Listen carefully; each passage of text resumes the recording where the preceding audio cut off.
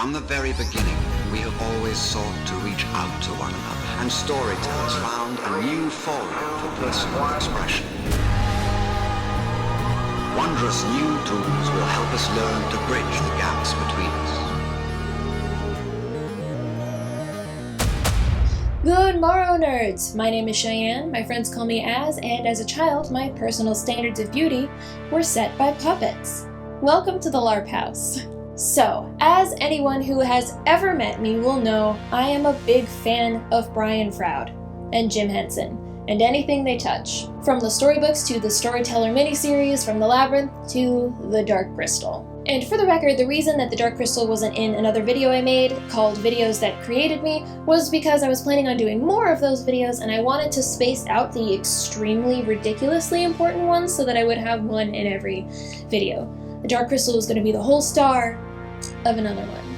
Anyway, I saw the Dark Crystal at an extremely important age. I was isolated often as a child, I was very strange, I was very loved, but very strange. I cared very deeply about art and atmosphere more than thrills and games. So I would always prefer to go to themed restaurants over Chuck E. Cheese.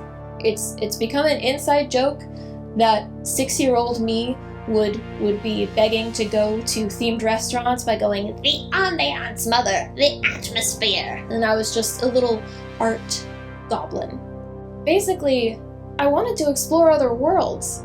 So when I saw those rare, unique, beautiful fantasy movies like The Last Unicorn or The Neverending Story, Legend, Labyrinth, and The Dark Crystal, my tiny soul just left my body. I'm pretty sure those movies changed the shape of my brain. I could not have loved a human baby as much as I love those movies. Every other kid my age was terrified of the puppets in the Dark Crystal. I straight up wanted to be them. I thought that Kira was the most beautiful thing I had ever seen in my entire life. And let me tell you, it's a weird life when your beauty standards were set by a weird little fawn cow fairy puppet with wings. Am I a man, or am I a muppet? Am I a muppet? It's been a weird life. That insatiable need to create and experience other worlds eventually brought me to LARP. I am a LARPer, in part because of what these movies did to me. And I spend a weird amount of time thinking about how to make these fantasy worlds more real. I had my formal education in illustration, concept art, and theme design. I learned from Douglas Anderson School of the Arts, Otis College of Art and Design, School of the Art Institute of Chicago, and Stan Winston School of Character Arts. I never actually graduated from anything, even though I've been to art schools for over 10 years because I kept just learning what I wanted and moving on to the next thing that I wanted to learn. An absolute art monster. And something that I have always wanted to bring to immersive experiences is puppets. Not like sock puppets, no. I mean Dark Crystal puppets, Labyrinth puppets, Jurassic Park puppets, Guillermo del Toro puppets. Why? Because I don't want my fantasy creatures that I create and inhabit and interact with to be limited by what makeup and a costume can do to a human body. Because most of us are not operating with a blockbuster budget, we have very little control over the landscapes we play in. Our venue options are pretty limited. But you know what we can control? Mother fluffing puppets. Anyone can make them, and with a little ingenuity, you can use them to make your fantasy universes tangible. Puppets are freedom. When I heard that a prequel to The Dark Crystal was coming to Netflix, I immediately fell into the sunken place muttering things about my hopes and dreams for like maybe 3 weeks. I don't know.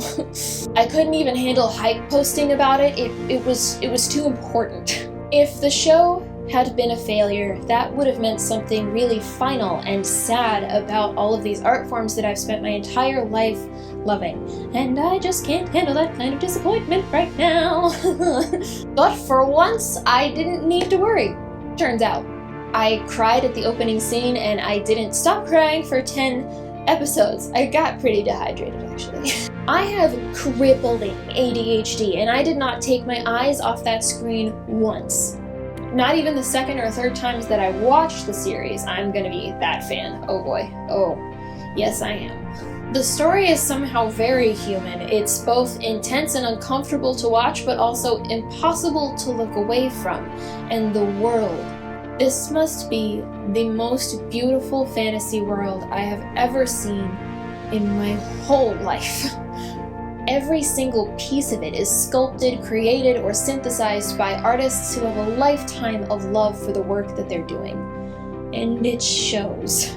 Both the Henson and the Froud families really went all in. They called the Banners to create a dream team of people for this project. Seeing this now has done to me what the original Dark Crystal did to the little baby Chaos Fairy all those years ago. Having the opposite of a panic attack, a manic attack. I feel like I want to throw up and eat at the same time. I feel this need to create my art and to just consume anything that blocks that from happening. I am resurrected. My essence has returned to Thrall. The crystal of truth is healed, the darkening has left my body, and I'm not the only one who feels that way.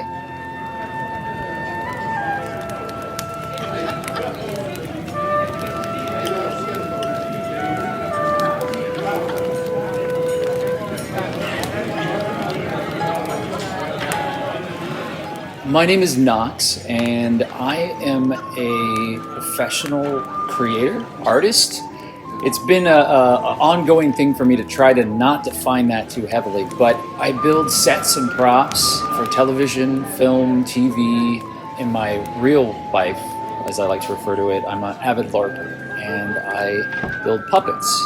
I did go to Columbia College in Chicago, so I have an actual art degree, but I don't feel like that makes you an artist, and I don't feel like it's in any way, shape, or form necessary. Started out very young. I would take over my parents' garage and turn it into haunted houses. So I would build monsters and creatures out of paper mache and balloons, and then I started to wonder, kind of like, how could I make these things move?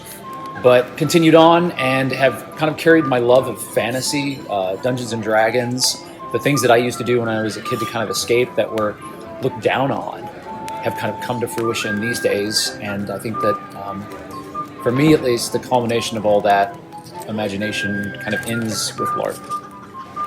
I started out with Vampire LARP, which is a different beast altogether. I enjoyed my time with Vampire.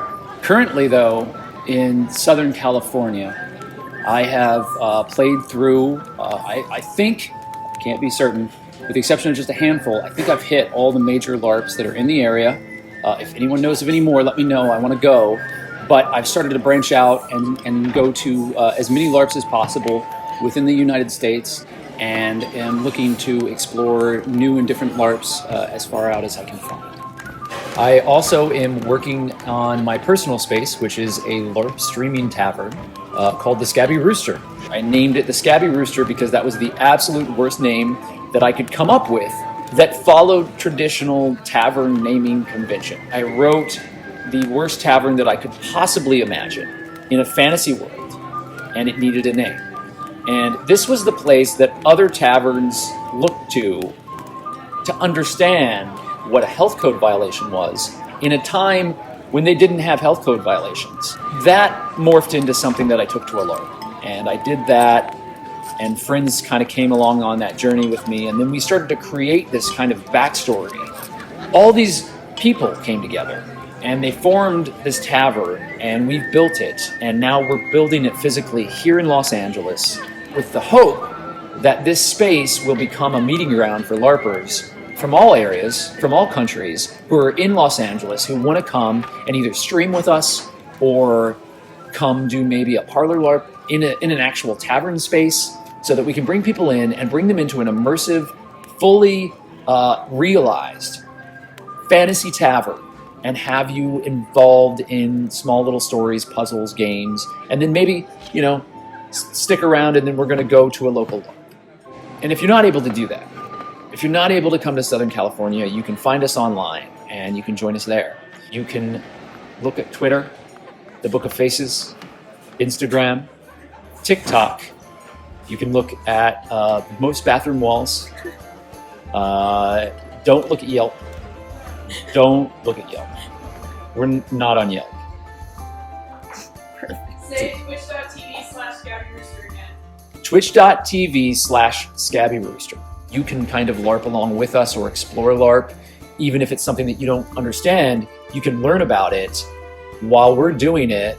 We're trying to build an immersive space that allows people to come in and be imaginative and bring LARP into a setting that can be shared while being live streamed, which is not as easy as it seems. Does it seem easy? I don't know. It's not easy. I feel like LARP is a collaborative art form.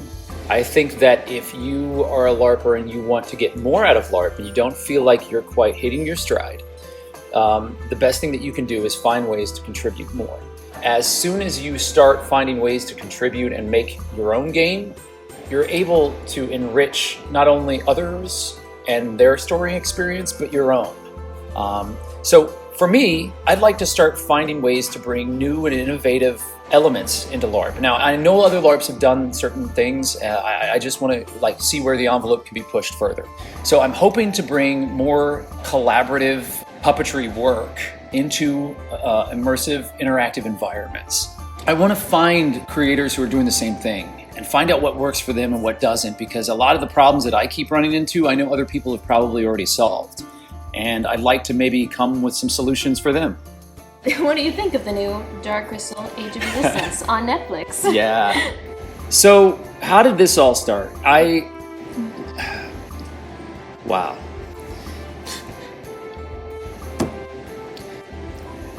I am a child of a time period where magic was in very short supply. Certain films in the cultural zeitgeist bubbled up and I think caused really just permanent damage on whatever normality anyone ever expected out of me as a person.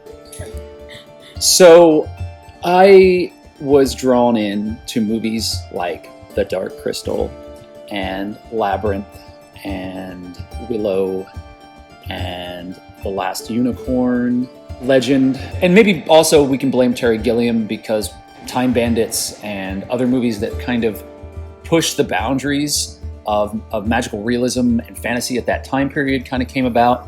Well, I could go on here, but there's a time period. I was glued to these things, and I wore out VHS copies of these films and just started to imagine like what would come next. And I've imagined versions of the Dark Crystal time and time and time again. And I have had like no hope at all. And I don't know why, because it's always been in the rumor house, but I had no hope that the Dark Crystal would actually see a sequel or a prequel or anything like that. We're in this era now of streaming services where they need content. It is the Wild West, and people are up in arms fighting each other to try to create amazing things that are going to draw niche groups to their streaming services. And this created this perfect environment that allowed it to happen. It's going to create a culture that is going to allow people to start questioning things. How much do we need to use CGI? How much of what we expect out of a film has to be done in a way that is technologically advanced? Not to say that Age of Resistance is not technologically advanced. It is amazing. But they use these practical effects. They use this physicality. They use everything that made Dark Crystal, and they don't take the conceit of, well, you know what? We can do it all CGI now, or we could just make it an animated cartoon. It would not feel like the Dark Crystal. It wouldn't feel like the world of the Dark Crystal, because there's a physicality to the puppets that Henson made with his team, and they did it again. And they did it in an era that has been devoid of that sort of magic for quite a while. You're watching the puppets, you know that they're puppets, but then you forget that they're puppets. Then in the back of your head, you're like, these are puppets and people are puppeting them. And this is blowing my freaking mind, because they're moving just like living creatures would. And they don't feel human. And it takes so many of the conceits and the horrid things about our own world and puts it on spotlight. Like the story of Age of Resistance is timely and timeless, and they absolutely have, in my mind, created a modern epic in a new way that is not regurgitated. It doesn't feel unnecessary, which is so rare in sequels today. First and foremost, I'm inspired, and it's like burning inside of me to start doing the things that I so often put to the side. Here in LA, there's a beautiful puppet culture. Bob Baker Marionette has a theater troupe, and if you're not familiar with them, I highly recommend you look it up here on the internet. They are extreme artists. They're individuals who are just out there doing things in the realm of puppetry. And now I'm seeing this, like, it's a resurgence. And if you have any interest in it, and you LARP, I would recommend you find ways to incorporate puppetry into your LARP, because I'm definitely going to be doing that, and I would love to find people who are interested in taking that journey with me, and people who are interested in creating in that way and making it happen as soon as possible. So what does this do for me? What does Age of Resistance do? What does the idea of being able to do these things more do for me? Currently, it lights a fire underneath me and inside of me to make these things happen quickly. What I'm hoping right now is that there's an entire generation of kids sitting in front of their TVs, like I did when I watched Dark Crystal, and are imagining how they might be able to make a pile of trash next to them move. This new series is what happens when artists get the budget and the creative freedom that they need. This is the magic of practical effects. So many artists that I've spoken to have said the same thing, that this has lit a creative fire under them. The Dark Crystal Age of Resistance is a masterpiece. A masterpiece that I have been waiting my entire life to see. And every second spent waiting was worth it. Oh no, I promised myself I'd never cry while I was wearing cow ears. No. And that's all I have for you this episode, nerds. Except actually to say that I have joined TikTok now. So, pray for me. Thank you. I mean, you can follow me if you want. That would be cool of you. Don't let me try to navigate TikTok alone. If you have any questions, comments, emotional outbursts, if you would like to join the adventuring party on Patreon or support this channel in any other way, links for all of that will be in the description of this video. And as always, thank you so much for liking us, subscribing to us, and creating with us.